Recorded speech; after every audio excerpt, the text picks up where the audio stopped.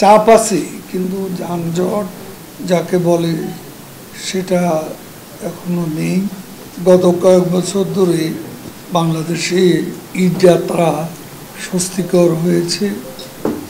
মানুষ স্বস্তির সঙ্গে গত ঈদ উল ফিতরেও ঘরমুখ মানুষ ঈদ যাত্রায় স্বস্তি পেয়েছেন। ফিরতি যাত্রায় অ্যাক্সিডেন্ট এবং ক্যাজুয়ালিটি বেড়েছিল। আমরা এবার আরও বেশি মনোযোগী হচ্ছি। ঈদের পর ঈদের আগের মতো যেন মনিটরিংটা ভালোভাবে হবে, সেজন্য আমরা ঈদ প্রস্তুতি সভায় সিদ্ধান্ত নিয়েছি। এখন অবশ্য চাপ আছে, কিন্তু যানজট যাকে বলে সেটা এখনো নেই। সড়কে চাপ থাকবেই, তবে রাস্তার জন্য কোথাও যানজট হবে এমন বিষয় নেই। বাংলাদেশে সর্বকালের সবচেয়ে ভালো সড়ক এখন শেখ হাসিনার সরকারের আমলে হয়েছে। কোরবানির ঈদের সময় পশুরা একটু সমস্যার সৃষ্টি করে, পশুবাহী গাড়িও রাস্তায় চাপ সৃষ্টি করে।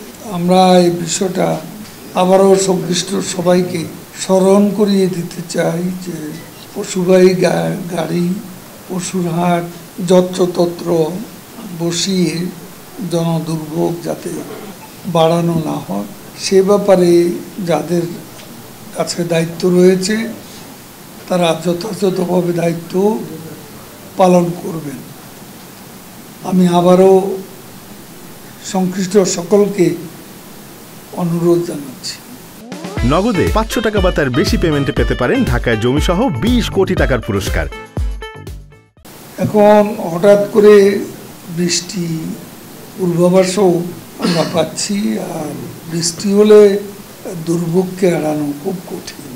তো এইবার গতবারও ঈদের কোরবানির ঈদে সময় বৃষ্টি ছিল, দীর্ঘ সময় ছিল না।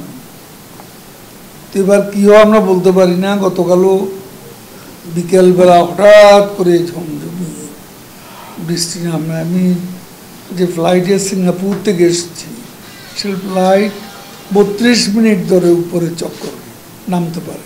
আমরা সবাই সবার দায়িত্ব পালনের যে মনোযোগ, সে মনোযোগটা আমরা দেব, এবং অবাঞ্ছিত কিছু ঘটনা যাতে দুর্ঘটনার মতো এবং প্রাণহানির মতো বিষয়টা গত ঈদের পরে যেটা সবার জন্য দুর্ভাবনার কারণ ছিল, সেটা পুনরাবৃত্তি হবে না, এটাই আশা করছি।